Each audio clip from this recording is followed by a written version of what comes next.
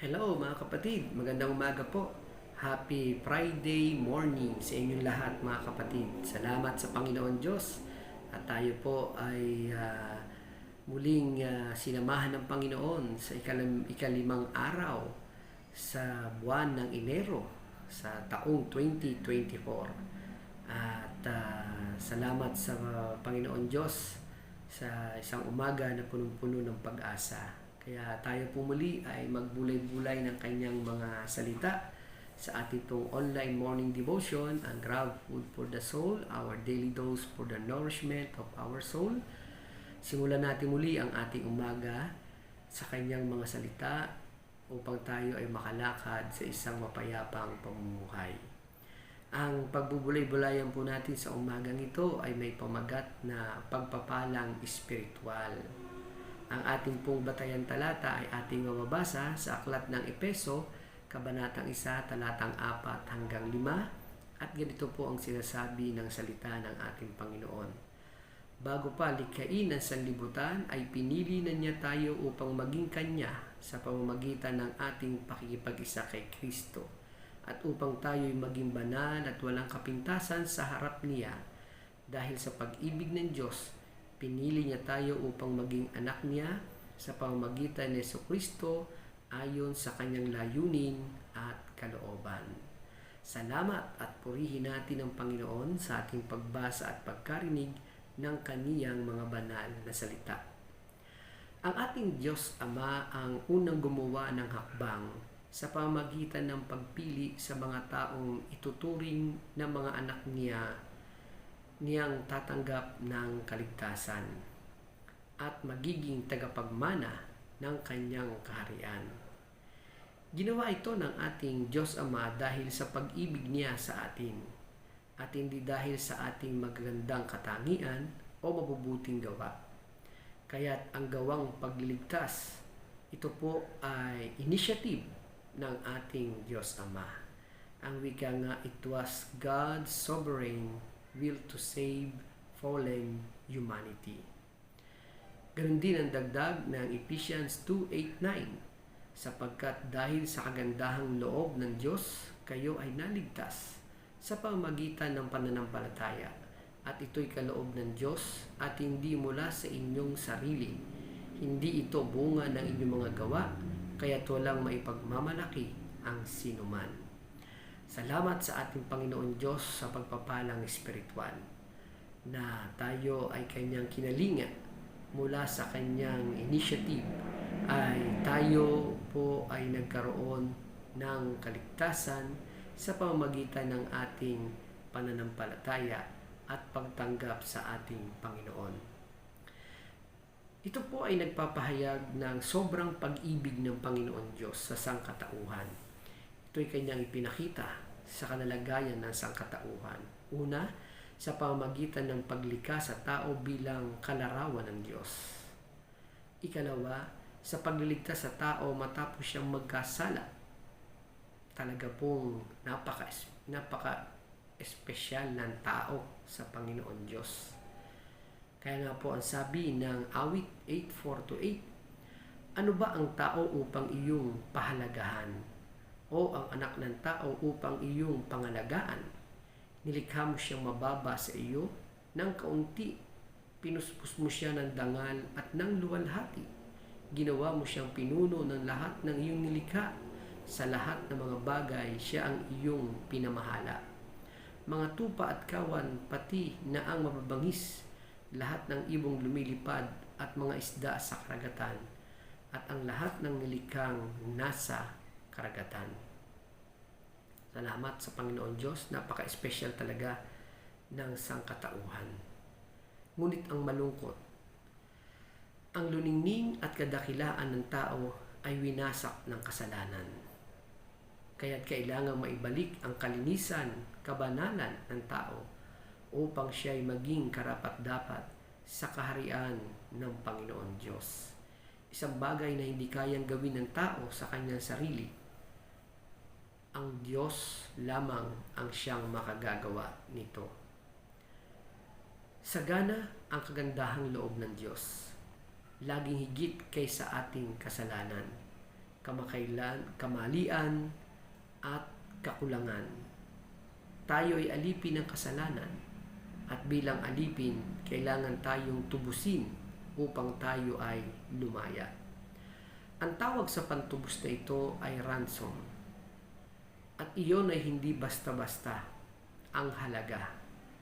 Ang pinantubos sa ating mga kasalanan ay hindi pera, kundi ang dugo ng ating Panginoong Jesucristo.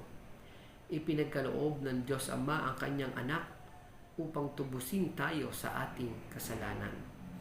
Tayo'y tinubos at pinatawad. Ang hangarin ng Diyos ay mapasailalim tayong lahat kay Kristo at ang lahat ng nilikha sa langit at lupa pagdating ng takdang panahon. Ang lahat ng ito, mga kapatid, ay may hangganan sapagkat itatatag ng Diyos ang kanyang ganap na paghahari sa pangalan ng ating Panginoong Hesus. Ito'y tiyak na magaganap, bagamat tila nagtatagal. Nais niyang makilala ng lahat si Jesucristo na siyang tanging daan tungo sa kaligtasan. Kaya maganda po yung paalaala sa atin noong nakasulat sa aklat ng 2 Pedro Kabanatang 3, talataang 8 hanggang 9. Mga minamahal, huwag ninyong kalilimutan na sa Panginoon ang isang araw ay tulad ng 1,000 taon at ang 1,000 taon ay tulad ng isang araw lamang. Ang Panginoon ay hindi nagpapabaya sa kanyang pangako, gaya ng inakala ng ilan. Sa halip, nagbibigay siya ng pagkakataon sa lahat sapagkat hindi niya nais na may mapahamak, kundi ang lahat ay makapagsisi at tumalikod sa kasalanan. Talaga namang napakabuti ng ating Panginoon Diyos. Patuloy siya nagbibigay ng pagkakataon sa lahat ng tao na magbalik loob, magsisi, upang sa kanyang pagbabalik ay madatnan niya ang lahat ng tao na nagbalik loob at maisama sa kanyang kaharian magpa sa walang hanggan. Sa sandaling tayo'y sumampalataya kay Kristo, tatatakan tayo ng Espiritu Santo bilang personal property of God. Wala tayong halaga sa ating sarili, ngunit nang tayo'y ariin ng Panginoon Diyos dahil sa pakipag-isa natin kay Kristo, wala nang katumbas ang ating halaga. Kaya nga po ang sabi ng Ephesians 1:14, ang Espiritu ang katibayan na makakamit natin ang lubos ng lahat ng pangako ng Diyos sa atin, at sa gayon ay pupurihin ang kanyang kaluwalhatian. Kapag kontrolado na tayo ng banal na Espiritu, makikita sa atin ang bunga ng Espiritong binabanggit sa Galatians 5:22-23. Subalit ang bunga ng Espiritu ay ang pag-ibig, kagalakan, kapayapaan, pagtitiyaga, kabaitan, kabutihan, katapatan, kahinaunan, pagpipigil sa sarili. Walang batas laban sa mga ganito. Salamat sa ating Panginoon Diyos sa kanyang espiritual na pagpapala sa buhay natin. Sa kabila ng ating mga kasalanan, kamalian, ay patuloy niya tayong binibigyan ng mabiyayang pagkakataon na tayo po ay magbalik loob sa ating Panginoon, at yan po ay kapahayagan ng kanyang pagpapala sa buhay ng bawat isa sa atin. Kaya ito pong year 2024, sa inyo pong mga nakikinig sa umagang ito, kung sa tingin nyo kayo po ay kinamumuhian ng lipunan, wag po kayong susuko sa inyong buhay, sapagkat ngayon ay nagsasabi na merong Panginoon na laging handang i-bless ang inyong kalalagayan, at kayo ay patuloy na tanggapin sa kanyang kaharian sa pamamagitan ng ating mga pagsampalataya at pagsuko ng buhay sa Panginoon. Mararanasan natin ang pagpapalang espiritual. Mahiwaga ang plano at kalooban ng Diyos sa buhay ng bawat isa sa atin.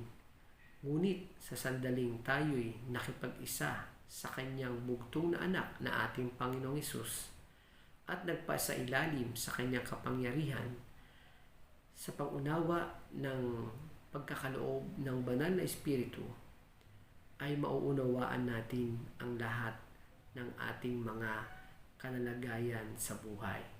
At dito makikita natin na tayo ay lubos na pinapasagana ng ating Panginoon Diyos. Kaya nga sabi natin, isang masaganang bagong taon. At yan po ay talagang ipagkakaloob ng Panginoon sa atin. Hindi lang sa ating mga kalalagayang pisikal at mga pangmaterial na pangangailangan, tayo ay magiging masagana. Higit sa lahat, pasasaganahin tayo ng Panginoon sa ating mga kalagayang espiritual.